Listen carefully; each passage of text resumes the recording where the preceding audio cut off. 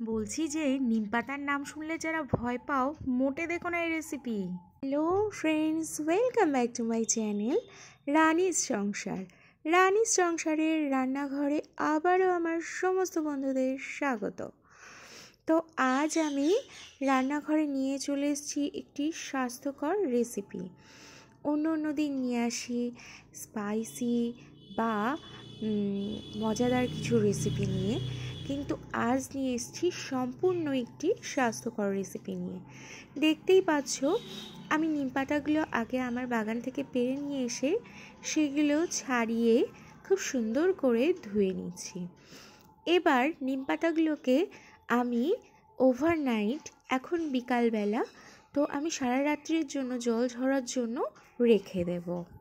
কারণটা কি, পাতাগুলো থেকে ভালো করে জল ঝরে গেলে ভাজাটা করতে, তার মানে শুকনো কড়াইতে ভাজাটা করতে সুবিধা হবে।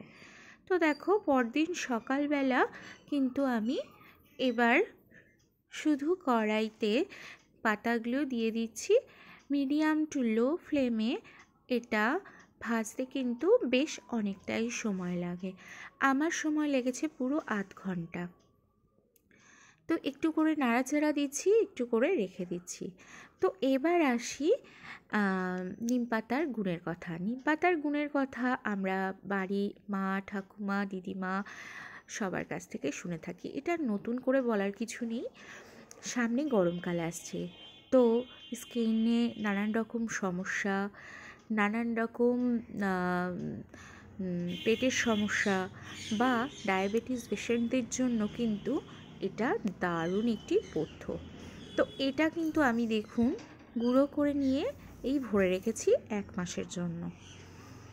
তো সব সময় স্পাইসি খাবার খেলে তো হবে না, শরীরটার দিকেও খেয়াল রাখতে হবে।